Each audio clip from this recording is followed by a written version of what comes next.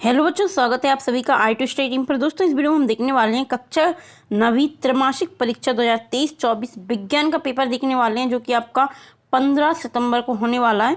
तो चलिए स्टार्ट करते हैं। आपका 3 घंटे का पेपर रहेगा, 75 नंबर का।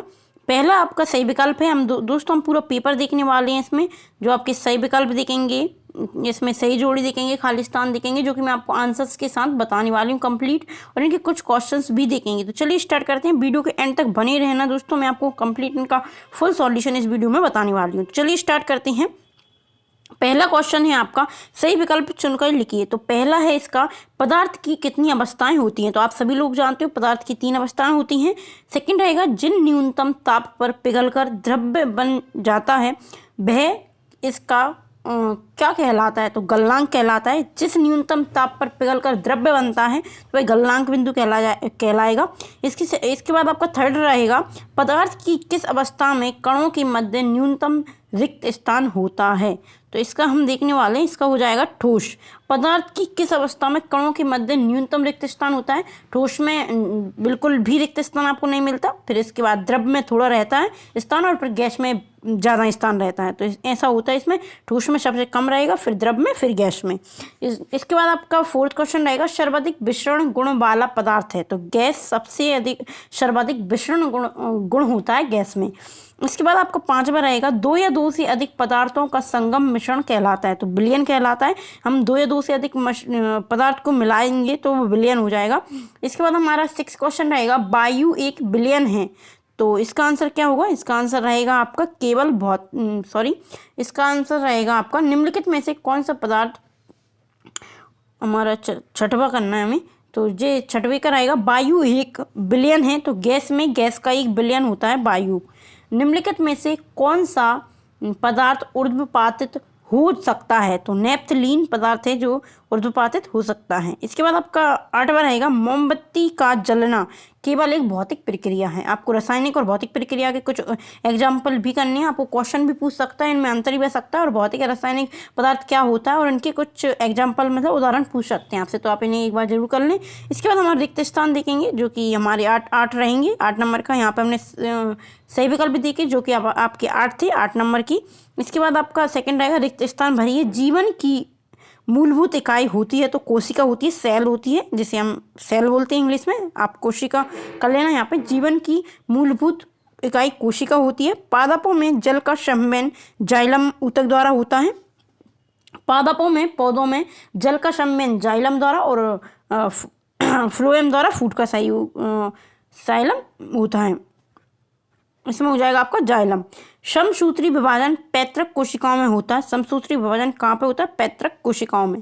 पौधों की पत्तियों में पाए जाने वाले छिद्र जिनसे गैसों का आदान प्रदान होता है, रंध्र कहलाते हैं। आप सभी लोग जानते हैं पौधों की पत्तियों में छोटे छोटे रंध्र होते हैं, जिसके द्वारा छोटे छोटे छिद्र होते हैं, जिसके द्वारा रंध्र का आदान प्रदान होता है। इसके बाद आपका 5वां रहेगा, अनैच्छिक पेशियों को अरैखिक पेशियां कहा जाता है।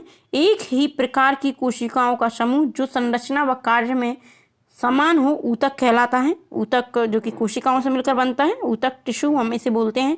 एक ही प्रकार की कोशिकाओं का समूह जो संरचना व कार्य में समान हो, संरचना और कार्य में समान होता है, ऊतक कहलाता है।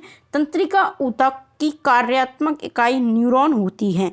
इसके बाद हमारा तीसरा रहेगा, जो कि एक शब्द में उत्तर है। इनके आंसर्स भी हम देखेंगे। पहले क्वेश्चन देख लेते हैं।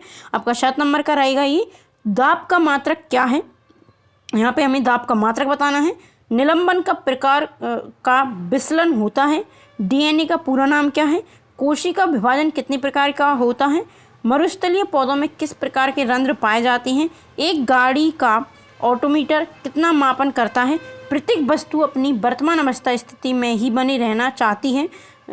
वस्तु के इस गुण को क्या कहते हैं। मतलब प्रत्येक वस्तु अपनी वर्तमान स्थिति में, जैसे कि वो है स्थिर है तो स्थिर रहना चाहिए, अगर गतिशील है तो गतिशील अवस्था में रहना चाहती है। तो ये किसका गुण है, ये इस गुण को क्या कहते हैं। चलिए इनके आंसर्स देख लेते हैं। पहले का हो जाएगा, दाब का मात्रक क्या है, पास्कल हो जाएगा। इसके बाद आपको सेकंड वाला हमें कमेंट करके बताना है, निलंबन का प्रकार का विचलन होता है, और इसका आंसर मैं आपको बताऊंगी। इसके बाद रहेगा आपका थर्ड, डीएनए का पूरा नाम है डीऑक्सीराइबो न्यूक्लिक अम्ल। दो कोशिका विभाजन कितने प्रकार की होती है? 2 प्रकार से होता है। मरुस्थलीय पौधों में किस प्रकार के रंध्र पाए जाते हैं? सूक्ष्म रंध्र पाए जाते हैं। एक गाड़ी का ऑटोमीटर किसका मापन करता है? तो गति का, किलोमीटर प्रति आवर्ष में करता है। प्रत्येक वस्तु अपनी वर्तमान अवस्था स्थिति में ही बनी रहना चाहती है। वस्तुओं के इस गुण को ब्रह्मावस्था कहते हैं, क्योंकि वो अपनी इस स्थिति में है तो उसे ब्रह्मावस्था कहेंगे। सही जोड़ी देखते हैं, तो सही जोड़ी आपका रहेगा, सही जोड़ी है आपकी, सही जोड़ियां बनाकर लिखिए। कॉलम ए और कॉलम बी यहाँ पे आपको दी गए हैं। 8 आपकी जोड़ियां हैं। इधर रहेगा आपका फर्स्ट वेग, चाल, त्वरण, गुरुत्वीय त्वरण, जड़त्व, गति का द्वितीय नियम, टेलीस्कोप और गति का तृतीय नियम। तो वेग का हो जाएगा आपका विस्थापन, सेकंड का चाल का हो जाएगा दूरी या समय, दूरी बटे समय, और त्वरण का हो जाएगा आपका, त्वरण का रहेगा, त्वरण का हो जाएगा आपका एफ वाला, वेग में परिवर्तन लिया गया समय। गुरुत्वीय त्वरण हो जाएगा आपका यहाँ पे स्वतंत्र रूप से गिरती वस्तु। जड़त्व का आपका हो जाएगा यहाँ पे गति का प्रथम नियम जड़त्व, गति का द्वितीय नियम हो जाएगा यहाँ पे आपका एफ बराबर एम ए, और टेलीस्कोप का हो जाएगा आपका गैलीलियो, टेलीस्कोप गैलीलियो ने खोज की थी। गति का तृतीय नियम हो जाएगा आपका क्रिया, क्रिया बराबर प्रतिक्रिया। जी आपकी सही जोड़ी थी। इसके बाद हमारा रहेगा 5वां क्वेश्चन, जो कि यहाँ पे आपके क्वेश्चन आंसर स्टार्ट होते हैं 2 नंबर के अति लघु उत्तरीय प्रश्न। एलपीजी व सीएनजी का पूरा नाम आपको बताना है। इसके अथवा में रहेगा आपका, इनके आंसर भी हम देखेंगे। इसके अथवा में आपका रहेगा गर्मियों में घड़े का जल ठंडा क्यों होता है, इसका आपको कारण बताना है। इत्र की गंध बहुत दूर बैठे हुए व्यक्ति को भी क्यों पहुंच जाती है, ये आपको बताना है। इसके अथवा में रहेगा निम्नलिखित तापमान को केल्विन इकाई में परिवर्तन करना है। 25 डिग्री सेल्सियस और 373 डिग्री सेल्सियस आपको इसको केल्विन इकाई में परिवर्तन करना है। ये आपको 5वां और 6वां प्रश्न देखा। इसके बाद रहेगा आपका 7वां प्रश्न, मिश्र धातु किसे कहते हैं? किसी एक मिश्र धातु का नाम बताइए। इसके अथवा में रहेगा आपका समांगी मिश्रण की परिभाषा बताइए। टिंडल प्रभाव क्या है, ये आपको बताना है। कॉलाइटी विलयन के 2 गुण आपको बताने हैं। इसके अथवा में इसके बाद रहेगा आपका अमीबा अपना भोजन कैसे प्राप्त करता है। इसके अथवा में आपका रहेगा क्लोरोप्लास्ट के 2 कार्य आपको बताने हैं। ये आपके 2 नंबर के क्वेश्चंस थे। इसके बाद हमारा 10वां क्वेश्चन रहेगा, जो कि है आपका कोशिका में पाए जाने वाले 2 अंकों के नाम एवं उनके कार्य आपको बताना है। कोशिका में जो पाए जाते हैं उनके 2 अंक और 2 कार्य हैं। यहाँ पे आपके 2 क्वेश्चन कंबाइन कर दिए गए हैं, जो कि आपके 2 नंबर के हैं। इसके बाद आपका रहेगा जीव द्रव्य कुंचन किसे कहते हैं, ये आपका अथवा का क्वेश्चन है। दोस्तों आपको अथवा की भी कर लेनी है, जो कि आपको पेपर में देखने को मिल सकते हैं। बाष्पोत्सर्जन किसे कहते हैं? रक्त के 2 कार्य आपको लिखने हैं, जो कि आपके 2 नंबर का रहेगा। इसके बाद आपका 12वां क्वेश्चन रहेगा, स्नायु व कंठला में 2 अंतर आपको बताने हैं। इसके अथवा का रहेगा संवहन ऊतक किसे कहते हैं? आपका संवहन ऊतक आपसे पूछा जा सकता है।